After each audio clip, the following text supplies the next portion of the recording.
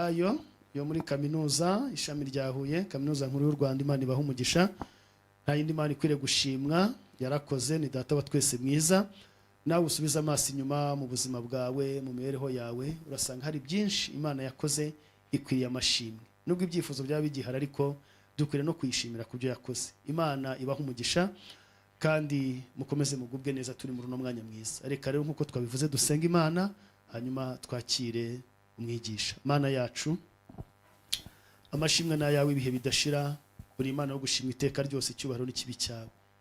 Tugushimiye imirimo yose wakoze hagati muri twebwe kandi ugikomeje gukora. Tugushimiye ijambo ryiza wandikishije ukaritugaburira. Tugushimiye kandi ko wagennye uburyo tugenda turigaburirana twese no kuryakira. Muri uyu mwanya mwami turasenze kugira ngo umwanya wo kugabana imigisha ivuye mu ijuru binyuze mu ijambo ryawe ushyigikire umukozi wawe, kandi natwe dufite inzara n'inyota byo kumenya icyo umwuka w'Imana ari kubwira amatorero. Mushyigikire akubere igikoresho mu izina rya Kristo Yesu, kandi natwe bagiye gutega amatwi ijambo ryawe dusabye umugisha, dusabye mu izina rya Kristo ko kuboko kwiza kw'Imana kuboneka hagati muri twebwe. Urakoze kuko uduha umugisha muri uno mwanya, kuboko kwiza kw'Imana kubana natwe mu izina rya Yesu, amen. Karibu. Murakoze cyane.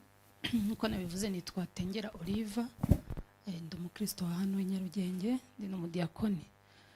Turaganira ijambo ry'Imana. Imana yashimye ko tuganira uyu munsi, dusanga mu butumwa bwiza bwa Yesu Kristo uko bwanditswe na Matayo. Turasoma ibice 7 duhere ku murongo wa 13 tugere ku murongo wa 20. Reka nsome, hari indi mirongo tugenda dusoma uko umwami Imana adutiza umwanya.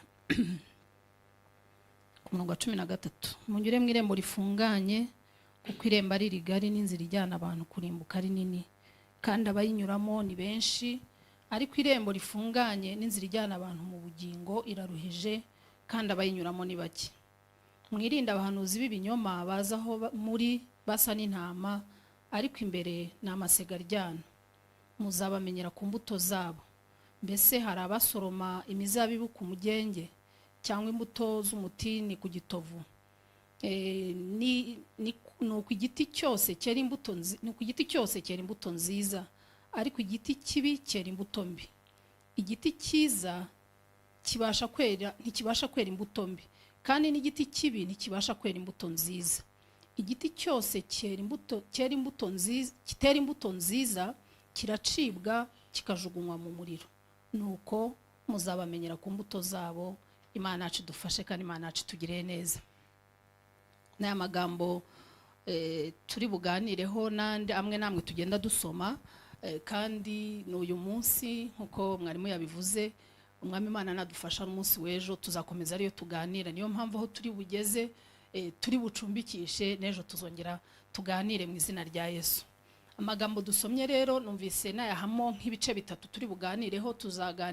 Turaganira ku nzira, inzira twavuze zirimo 2. Turaganira ku giti, tuganire no ku mbuto. Nibitaba n'uyu munsi tuzakomeza n'ejo. Imana yacu nishimwe. Dusomye amagambo rero atubwira iby'inzira 2. Yesu yabwiye abigishwa be ababwira ngo munyure mw'irembo rifunganye, ngo kuko hariho inzira 2. Hariho inzira ngari ijyana abantu kurimbuka, kandi abantu banyura muri iyo nzira ngo ni benshi. Avuga n'indi nzira ifunganye, ngo yinjirira mw'irembo rifunganye, ngo kandi ikajyana abantu mu bugingo buhoraho. Imana nishimwe cyane. Yesu ari kubwira abigishwa be yababwiye agaragaza izi nzira, anababwira ibiziranga. Yavuze iby'iyi nzira ngari.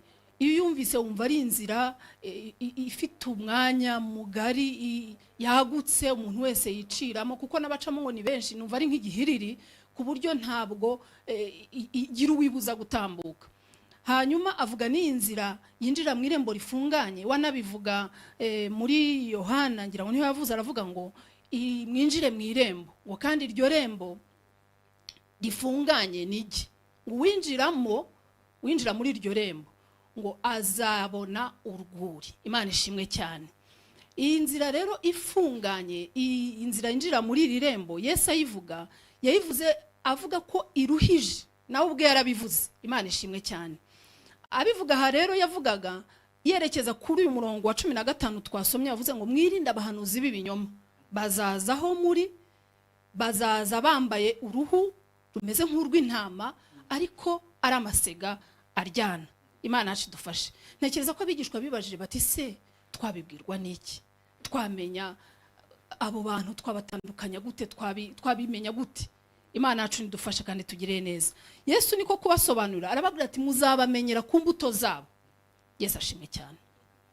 Haleluya. Iyi nzira twaharuriwe n'umwami wacu Yesu Kristo irasobanutse. Ni inzira umuntu yinjirira mu irembo rifunganye ari ryo Yesu. Kuko yaravuze ngo ni irembo. Umuntu ninjira muri rye ngo akageramo imbere azakizwa. Namara gukizwa azabona urwuri. Imana ishimwe cyane. Haleluya. Iyo twinjiye muri Yesu turakizwa. Kandi iyo dukijijwe tugeramo tukabona urwuri, tukabona ijambo, tukabona ibidutunga, tukabona amazi y'ubugingo, tukagubwa neza. Yesu nashimwe. Muri iyi nzira ifunganye Yesu nawe bivuga yaravuze ngo iraruhije. Ni ukuvuga ngo ifite ibintu iziririza, ifite ibintu itemera ko umuntu yinjirana, ifite ibintu isaba ko umuntu yiyaka, yikuraho, yiyambura kugira ngo kuko ifunganye abashe gucamo neza, abashe kugenda. Imana yacu dufashe kandi Imana yacu tugirire neza. Ariko yanyiri twumvise ngari ntari bunatindeho kuko tuzi kwiganisha abantu kurimbuka atari nayo turi kwigisha, ahubwo turi kwigisha ifunganye. Yo ngo ni inzira yagutse, inzira umuntu yigenderamo uko ashatse, inzira umuntu yigenderamo uko yiboneye, nta kimusaba kureka, nta kimusaba gusiga, nta kimusaba, byose arakayirana agakomeza muri iyo nzira. Imana yacu dufashe kandi Imana yacu tugire neza. Ariko iyi nzira ifunganye Yesu ayivugaho, yayivuzeho avuga ko igoye, iruhije. Imana yacu dufashe. Iyo dusomye mu butumwa bwiza bwa Yesu Kristo bwo bwanditswe na Ariko mu bice 10 ku murongo wa 23 kugera ku murongo wa 27, wenda ntituri buhasome hano ni harehare ariko nawe uze kuhisomera. Na ahantu Yesu yavuze ibya wa musore w'umutunzi. Umusore w'umutunzi yaraje aramubwira ati ndashaka kugukurikira Yesu, ndashaka kugendana nawe, ndashaka kugendera mu nzira yawe. Amategeko ya Mose narayitondeye, ibintu byose narabitunganije, ndashaka kugukurikira, nta kintu nsigaje. Yesu aramureba, waramukunda cyane. Rero muza gusoma murasanga avuga ngo aramukunda cyane. Waramubwira ngo nibyo rwose wari kusigaje kimwe. Aramubwira ngo genda ugurisha ibyo utunze, ngo numara kugurisha ibyo utunze ubiha abakene uzunkurikire. Bibiliya yatubwiye musome hari ahantu iyo mirongo ngo mu maso y'uwo muhungu ngo arahonga, kuko yaramukoza ahantu yumva atarekura, ngo ahita bebera aragenda ntiyaba kimukurikiye. Bene data, iyi nzira ifunganye hari ahantu Yesu akora ku bintu byacu akagenda abikoraho, uko agenda abikoraho nawe ukagenda urekura. Iyo ushaka kumukurikira, iyo ushaka kwinjira muri iyi nzira ifunganye, hari aho akora akakubwira ati rekura iki. Turacyari ku nzira, aravuze ngo turaganira inzira, tuganire igiti, tuganire n'imbuto kugira ngo tumenye iby'iyi nzira n'abaricamo n'ibibaranga kugira ngo turusheho kumenya uko dukwiye kwinyuramo. Tukiri kuri iyi nzira rero hari ahantu Yesu adusaba akavuga ati reka ibi, reka ibi, reka ibi, reka ibi. Iyo uri gushaka koko kumukurikira atari nk'ibyuriya musore urabireka ukavuga uti iki ndakiretse. Ubwo Yesu cyanga kandi nshaka kumukurikira reka nkireke, ukakireka. Kandi niko byatugendekeye bene data. Tujya gukizwa hari ibintu twakundaga, hari ibintu twemeraga, hari ibintu twumvaga tutata, ukavuga uti jewe iki ndacyemeye ntabwo nakirekura niyo hazi iki. Ariko Yesu yagikoraho. Mwuka wera aje batubwiye ijambo, ukabona urakirekuye, ukabona uracyanze, ukabona uranakizinutswe yewe ntwongere no kugitekereza. Kubera iki? Kubera ko ushaka kugendera muri iyi nzira, inzira ifunganye, yinjirira mu irembo rifunganye ari ryo Kristo kugira ngo uzasohore mu bugingo buhoraho. Imana nishimwe cyane. Biteye ubwoba kuba Yesu yagira ikintu akoraho akakubwira ati kugira ngo nkurikire by'ukuri niba utandyaryo utambeshye, reka iki. Mu maso yawe hagahongo ukavuga uti se koko nkireke, se ngikomeze ko numva se nshaka kugendana nacyo kandi nkaba nkunze n'iyi nzira, byose wabikayirana wabikomatanya. Ariko ntibikunda. Muri iyi nzira harafunganye, hasaba ko umuntu agira ibyo yiyima, agira ibyo yiyaka. N'ibyo Yesu atunze urutoki ati iki kireke, iki kihorere. Ntabwo umuntu uca muri iyi nzira kigendana ukakireka. Imana yacu nishimwe.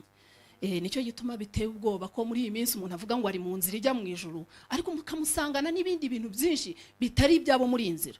niyo mpamvu abantu abigishwa ba Yesu batangiye kugira urujijo no kwibaza ngo twababwirwa n'iki kwavuze ngo bazaba bambaye uruhu rw'intama kandi ko umuntu atapfa gutahura abantu bose iyo babonye ugira ngo ni abantu b'Imana ugira ngo ni abantu bajya mu ijuru ubu se Yesu tuzabitandukanya gute tuzabibwirwa n'iki kutubwira ngo hazaduka abahanuzi b'ibinyoma kandi kumenya ibinyoma n'abahanuzi bavuga ibyawe twabibwirwa n'iki abavuga ubutumwa bw'ukuri n'abavuga ubutari bw'ukuri twabibwirwa n'iki ariko Yesu arababwira ati muzabamenyera ku mbuto zabo Yesu natugirire neza hariho abantu bari muri iyi nzira cyangwa bavuga ko bari muri iyi nzira bavuga ko bari kujya mu ijuru bavuga ko bari kujya kwa Yesu ariko imirimo ibibaranga ibibagaragaza bya bindi Yesu yatubwiye tuzareberaho ugasanga ntabyo bafite ukibaza uti se baciye mu irembo rifunganye bagendera muri inzira gakiza ifunganye cyangwa binjire mu irembo rigari ryarindi rijyana abantu kurimbuka ariko barabyitiranya ariko Yesu yaratubwiye ngo tuzabamenyera ku mbuto zabo Imana nishimwe cyane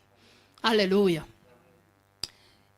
Yesu rero ntabwo yadusize mu rujijo. Niyo mpamvu yatubwiye iby'inzira, atubwira n'ibisabwa by'umuriyo, aravuga ati nimwinjiramo muzabona urwuri, aravuga ati abantu barimo bagereranywa n'igiti, twahasomye ahantu yavuze agira ngo azadutandukaniriza abahanuzi b'ibinyoma n'abahanuzi b'ukuri, ati mbese mwebwe mwigeze mubona umuntu, mwigeze mubona igiti cy'umuzabibu cyera ku mugenge, mwigeze mubona igiti cy'umutini cyera ku gitovu kandi natwe ndumva bidashoboka ntabyo twabonye hari n'ibiti bijya bigurukira ku bindi avoka ikagurukirwa ikindi kintu ariko kikera ibindi bintu ntikibari icyo giti Imana yacu dufashe yagira ngo rero abashe kudutandukaniriza abantu bari muri iyi nzira n'abatari muri iyi nzira kugira ngo tuve mu rujijo Imana yacu dufashe kandi Imana yacu tugirire neza Imana ikwiye kudufasha kugira ngo ikintu cyose Yesu akozeho akavuga ati kireke kubw'iyi nzira kireke kugira ngo ugendere muri iyi nzira ifunganye tukemera nubwo bitugoye nubwo bituruhije nawe yarabivuze ngo biraruhije Imana yacu dufashe iyo dusomye muri Luka 13 mwarimu ngira ngo yahadusomera ubutumwa bwiza bwa Yesu Kristo uko bwanditswe na Luka bice 13 ku murongo wa 24 ubutumwa bwiza bwa Yesu Kristo murongo wa 24 wonyine kadusome ubutumwa bwiza bwa Yesu Kristo uko bwanditswe na Luka bice 13 umurongo waho wa 24 aravuga ngo mugire umwete wo kunyura mu irembo rifunganye ndababwira yuko benshi bazashaka kurinyuramo ntibabibashe dukomeze naho ngaho Yesu aguha umugisha murakoze amen na Yesu yarabyivugiye avuga ko iyi nzira iruhishe ngo abigishwa bari batangiye kumubaza akabona abantu barashaka kumukurikira ariko wenda yababwira icyo bareka bagasubirayo akavuga ati se Yesu ngira ngo bari batangiye kwibaza ati se kumbona tugendana twenyine n'abadukurikiye bagera aho ngaho imigati yashira bagasubirayo ubu bizagenda gute koko Yesu abakizwa abazangana gute wowe urebye ujanishije dukunda ibintu by'ijanisha twebwe abantu dukunda ibintu by'imibare mbese urabona byaba bimeze gute urabona tuzagwiza abantu tuba dufite ibintu byo kugwiza abantu ibintu byo kugira umubare munini ibintu bimeze nk'abayoboke ariko Yesu suko yarebaga nta nubwo yigeze ababwira ati njanishije ndabona bazaba bake cyangwa se bazaba benshi ntigeze ababwira iby'umubare ahubwo yarababwiye ati mwebwe ahubwo mugira umwete wo kunyura mu irembo rifunganye Yesu nashimwe cyane dushobora kugwiza umubare munini ariko kubera ya confusion kubera kudatahura abantu ntibamenye niba ari mu irembo rigari cyangwa se ari rifunganye baciyemo ariko Yesu ntigeze anatubwira iby'imibare nubwo ashaka ko buri wese akizwa hatagira urimbuka ariko yaravuze ati mwirebe iby'imibare ahubwo nimugire umwete Yesu nashimwe cyane Imana idufashe tugira umwete wo guca mu irembo rifunganye twinjirire muri iryo rembo nubwo riduhata kwiyambura ibyo dukunda nubwo ridusaba kugira ibyo tureka ariko duce muri iryo irembo rifunganye ngo ryinjira mu rwuri ariho tuzakirizwa Imana nishimwe cyane Imana nidufashe icyo nicyo yabwiye abigishwa bati muve mu by'imibare muve mu bantu benshi ahubwo mugira umwete kandi icyo dukwiye kureba Imana idushoboze kugira umwete wo guca muri irembo rifunganye Imana itugirire neza kandi Yesu nawe yarabyihamirije muri Yohana ibice 10 iyo dusomye guhera ku murongo wa 7 kugera ku wa 9 niho yavuze ngo niwe rembo ry'intama uwinjiye muri Kristo arakizwa buriya umuntu ntazakubwire ngo yarakijijwe atarinjira muri Kristo ni ibintu bibiri bihabanye bimeze nka kwa kundi kw'abahanuzi b'ibinyoma Bibiliya yatubwiye tuzi ko abahanuzi b'ibinyoma ari nk'abantu wenda bakubwira ibintu nibisohore nka guhanurira ntuzabona iki bizagenda gute akakubitsa amasezerano y'amahuri ukavuga uti bidasohoye ukavuga uti wa muntu yarantuburiye niko basigaye ngo bavuga, yambwiye ibintu bitari byo, yambwiye ibintu byanze gusohora. Ariko umuntu wese uvuga ibintu utamubonaho, umuntu wese uvuga ibintu atera imbuto zabyo, umuntu wese uvuga ibintu ntasohoza ibyo avuga mu bikorwa, muri practice, mu buzima bwe ngo bihinduke ubuzima, uriya nawe ni umuhanuzi w'ibinyoma. Imana yacu dufashe kandi tugire neza. Dukwiye kuvuga ibintu bigahinduka ubuzima, tukabibamo, noneho bigahinduka, tukera imbuto zabyo. Icyo nicyo Yesu yavuze, tuzamenyera ku bantu banyuze mu irembo rifunganye, bakagendera muri inzira ifunganye, nuko tuzabamenyera ku mbuto. Imana yacu dufashe kandi tugire neza. Iminota yacu bayihutanira nshawa nyine, ariko reka tunyaruke tuvuge ku giti. Navuze ngo turaganira ku nzira, tuganire ku giti, nibidukundira wenda ejo tuzasoreze ku mbuto. Yesu yaravuze ati abaca muri iyi nzira muzabamenya, muzababwirwa n'ibibaranga. Imbuto n'ubundi ntago tuzera amacunga, ntituzera ibiki, ariko ibikorwa byacu, imirimo yacu, imibereho yacu, ubuzima bwacu bwa buri munsi uzabureba azamera nka kwa kundi bisabigishwa muri Antiyokiya, avuga ati aba ni aba Kristo, ko bababonagaho imirimo ya Kristo, ibyabaga kuri Kristo. Imana yacu dufashe, Imana yacu tugirire neza. Yesu rero afata aba bantu yabagereranije n'igiti. Iyo dusomye muri Yeremiya, mwari marongera aze kuhadusomera Yeremiya ibice 17 uhereye ku murongo wa 8, bohashaka uhadusomere, yego dusomere mu izina rya Yesu. Dusome Yeremiya ibice byaho 17 umurongo w'8. Aravuga ngo hahirwa umuntu wizere Uwiteka, Uwiteka akamubera ibyiringiro. Dukomeze umurongo w'8, hanyuma dukomeze hepfo. Kuko azahwana n'igiti cyatewe hafi y'amazi gishorera imizi mu mugezi, ntikizatinya amapfa nacana, ahubwo ikibabi cyacyo kizahorana itoto, ntikizita ku mwaka wacanyemo amapfa, kandi ntikizareka kwera imbuto zacyo. Amen. Amen. Yesu nashimwe cyane. Iyo tuvuze iby'aya mazi, iby'uyu mugezi, mitanibuka ya magambo Yesu yaganiriye n'umusamariyakazi mu bice 4 mu butumwa bwiza bwa Yohana, avuga iby'amazi y'ubugingo. Umusamariyakazi murabyibuka, mwimye amazi, akamubwira ati yaba ruzu gusabye amazi wakayamuhaye, ati nawe akaguha amazi y'ubugingo. Aramubwira ati amazi nayahe, agenda amusobanurira. Imana yacu dufashe. Yesu niwe mazi y'ubugingo, niyo soko y'ubugingo. Imana nishimwe kandi habwe icyubahiro. Dusomye rero ubuhanuzi bwa Yeremiya. Iki giti kigeranywa n'umuntu ngo wiringira Uwiteka, nitwasomye hejuru. Ariko ku murongo wa 7 nyine twavuze ngo umuntu wiringira Uwiteka ameze nk'iki giti.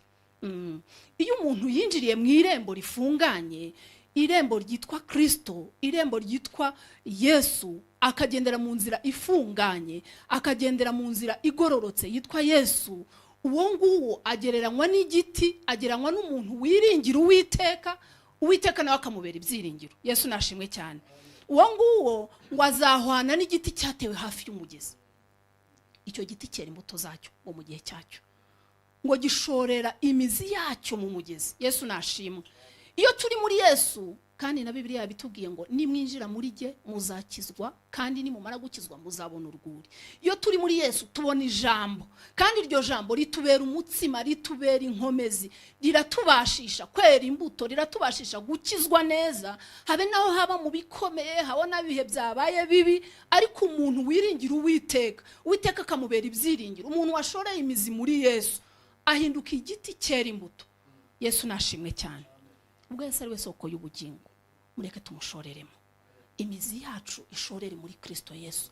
Ngo iki giti naho amapfa yacana, naho izuba ryakwakarite, naho impeshyi yaba, naho ibiza byaza, ngo kuko gishoreye imizi hasi hariya mu mazi, haleluya, ngo kiguma cyera imbuto, kikaguma cyera imbuto, kikaguma cyera imbuto. Baza basanga izuba ryavuye, ibindi biti by'inkokore byose byumye, bakavuga ati ariko si iki giti cyo ko gihora gifite imbuto, ko gihora gitohagiye. Imana yacu dufashe kandi tugire neza. Ni ukubera iki? Cyashoye imizi, kirenza ubutaka bwa bundi tubona n'ibyatsi n'ibindi, kiramanuka kigera mu mugezi, kikajya gikurura amazi. N'impeshyi yakacyo kikaba gifite amazi kikurire pfiyo mu mugezi. Yesu natugirire neza. Imana nidufashe. Zaburi ya mbere nayo nko ku murongo wa 3 nubwo mwahisomera, naho havuga iby'icyo giti, akavuga ngo umuntu wibwira amategeko n'amateka y'Uwiteka, ibyo ni ijambo ry'Imana, ni rwarwuri ngo azahwana. Yesu nashimwe cyane. ngo azahwana n'igiti cyatewe hafi y'umugezi ngo ibibabi byacyo ntibyuma. Imana yacu idufasha ngo byera imbuto mu gihe cyacyo. Yesu natugirire neza. Haleluya. Naho amapfa yaza, naho ibibazo byaza, naho amakuba yaza, naho ibigeragezo byaza, kuko twinjiriye mu irembo ryo kwinjirirwamo, tukinjira mu nzira yo kugenderwamo irimo Kristo, kuko niwe nzira n'ukuri n'ubugingo. N'ubundi tuzagumana makakama. Haleluya. Tuzaba ibibabi byacu bizaguma bitohagiye, kuko ntabwo ari ikibazo cy'izuba, ntabwo ari ikibazo cy'ibigeragezo, ntabwo ari ikibazo cy'amakuba, ntabwo ari ikibazo cy'ibyorezo, ntabwo ari ikibazo cy'inzara, ahubwo Kristo turimo tuguma tumushoreyemo imizi, amababi agatohagira, imbuto zikaboneka, abantu bagasoroma. Yesu nashimwe cyane. Imana idushoboze, Imana itubashishe. Umuntu wiringiye Yesu, umuntu wihannye, umuntu wahindutse. Bene dataro kubivuga biranoroha, kuvuga ngo narihannye, narakijijwe, ndi umukristo. Ni ibintu duterime dusigaye turyoshye, umuntu wese yakivugira. Narakijijwe, ndi umukizwa, ndi umurokore. Ariko gukizwa ni uguhinduka. Twigeze kubyiga mu minsi ishize. Guhinduka, umuntu wahindutse, umuntu wakijijwe, umuntu winjiye muri Kristo Yesu, umuntu Yesu arimo nawe akamubamo, uwo nguwo aguma ari igiti gitohagiye. Ariko atari gutohagira nka cya giti Yesu yigeze kugenda ngo agasanga gifite ibibabi byiza, kirashishe, wakabona hirya no hino kirashishe, ngo ariko yajya beyura ngo ariko yabona akabuto ashakisha wakakabura. Ahubwo iki giti cyongo kihorana itoto, gifite ibibabi bitohagiye, ariko ngo kikaba gifite n'imbuto zacyo. Hari nawe Yesu yigeze kuvuga ati imbuto zigumeho. Imana yacu dufashe kandi Imana yacu tugire neza. Bene data, isoko y'ubugingo, isoko y'amazi ni Kristo. Niwe tuvomamo ibituma twera imbuto, niwe tuvomamo bituma dutohagira, haba no mu makuba, haba no mu bibazo, haba no mu bigeragezo. Yesu nadufashe, Yesu natugirire neza. Imana yigeze gushinja Abisiraheli, ubwoko bw'Abayuda, iyo tubisomye muri Yeremiya ibice 2 ku murongo wa 13, wenda tunohereye hejuru gato, mwari urongera udusomere Yeremiya ibice 2 usoma umurongo wa 13 gusa. Ariko hejuru yari itangiye babwira mbese hari ishyanga rya urana ibitari Imana ikabigurana Imana yaryo. Ariko ku murongo wa 13 ababwira ukuntu Imana iri. Dusomere niho hageze. Yeremiya ibice 2 murongo wa 13 aravuga ngo kuko abantu banje bakoze ibyaha bibiri baranyimuye, kandi ari nge soko y'amazi y'ubugingo, kandi bikorogoshoreye ibitega mu rutare, ndetse n'ibitega bitobotse bitabasha gukomeza amazi. Imana ni guha umugisha. Abantu cyangwa ababayuda, Abisiraheli cyangwa ubwoko bw'Imana, wenda tubigaruye mu buzima bwacu kuko nitwe bwoko bw'Imana uyu munsi. Imana batumyeho Yeremiya ibashinja ibyaha, ibashinja ko bimuye Imana yabo, cyari cyaha cya mbere.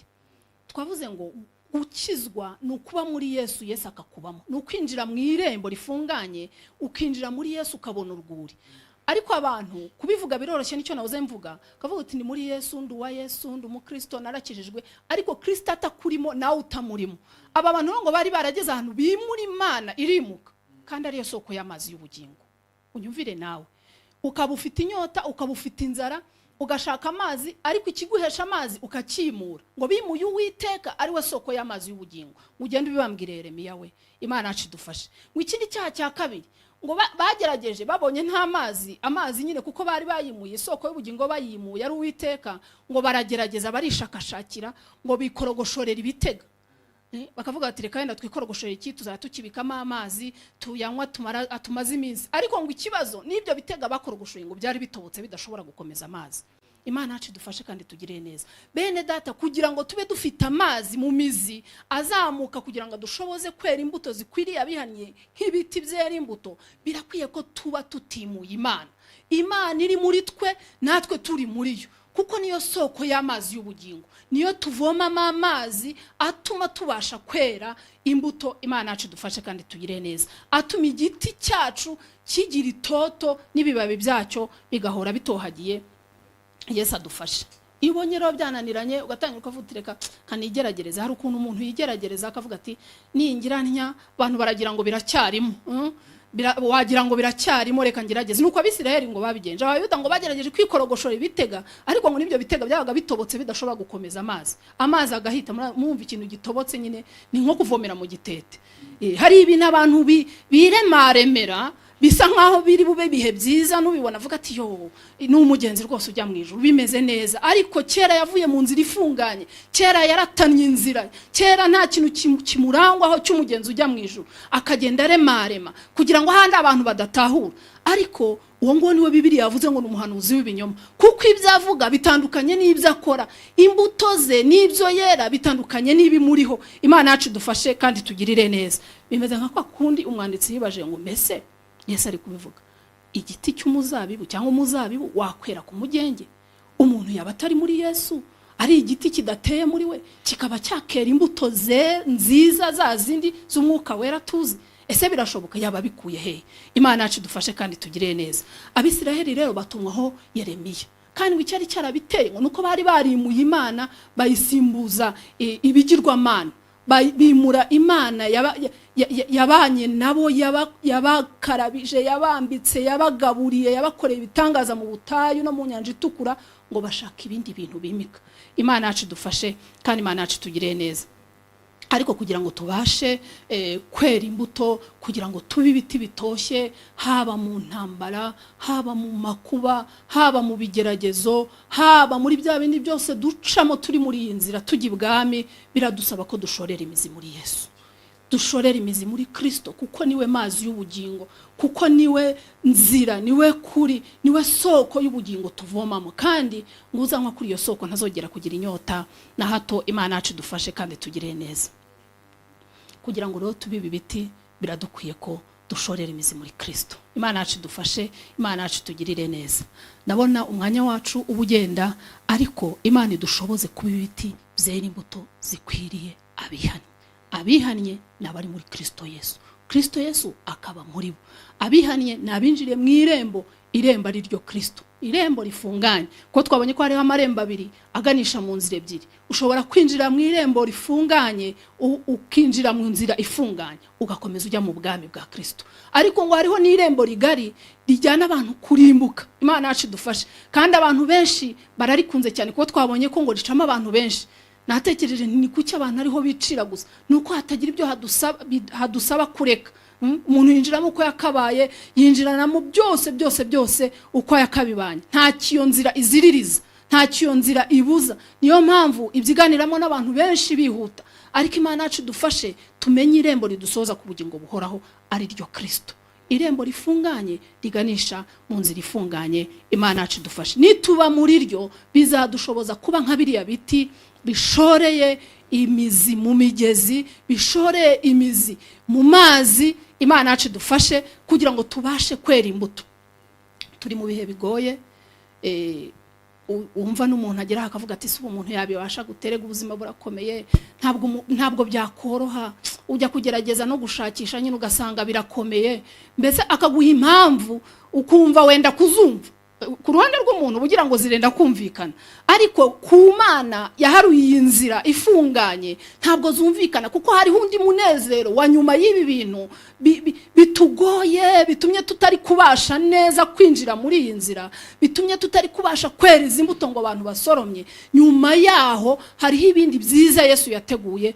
niyo mpamvu atwinginga avuga ngo mugire umwete wo kunyura mu irembo rifunganye mugire umwete wo guca iyo nzira yaharuwe na Yesu Imana yacu dufashe kandi tugire neza kandi cyiza nuko iyo mizi nishora izashora muri Yesu ntabwo ari ukuvuga ngo nubundi tuzabura amazi kugira ngo tubashe kwera imbuto ahubwo nituba muri Yesu nidushora imizi muri we nubundi tuzera izo mbuto Imana nishimwe cyane Imana yacu nihabwe icyubahiro Imana igufashe ntube igiti cy'inkokore kandi Yesu ari isoko y'ubugingo nubwo ubutayu bukomeye nubwo bukakaye nubwo bigoye shorera imizi muri Yesu nubwo ubuzima burimo kugorana kandi buzarushaho kugorana kuko iminsi y'imperuka tubwirwa ko azaba ari ibihe birushya nuzakubwira bya bindi byiza akakubwira n'ibindi byiza ariko uzabigeraho nabyo unyuze mu birushya ibirushya rero bizaguma kuza biziyongeranya ariko abashinze imizi muri Yesu, abashoreye imizi muri Yesu,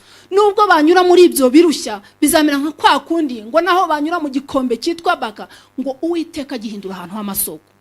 Bahindura ahantu h'amasoko, amazi akadudubiza, kandi hari mu butayu, hari mu makuba, hari mu gupfusha, hari mu ntambara, hari mu kurwaza, hari mu gusonza.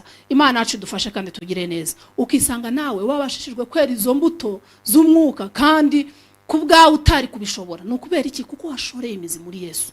Muri Yesu harimo ifunguro, muri Yesu harimo ijambo ridutunga ku manywa na nijoro bigatuma ubasha kwera izo mbuto. Muri Yesu harimo y'amazi twasezeranijwe. Yigeze kuyabwira nanone abigishwa be, ababwira ngo umuntu nanyizera ngo imigezi y'amazi y'ubugingo izatemba iva mu ndaze, ngo yabyerekezaga ku mwuka wera bizera bazahabwa. Bishatse kuvuga ngo nubwo wabona bikunaniye wowe utanabibasha gutohagira mu makuba, gutohagira muri ubu butayu, gutohagira bitakunda, ariko hariho imigezi Imana yasezeranye ngo iganisha ku mwuka wera izahabizera, izahabera. Uwo mwuka nawe yagiye, n'uyu munsi aracyahari, ajya agabira bera, ajya agabira abageze muri ubwo butayu. Ukamubwira uti Yesu ndabona bingoye, agasuka umwuka wera, ukabona nawe wisanze wabashije gutambuka icyo kintu, wabashije gutambuka icyo kigeragezo ku bwa Yesu.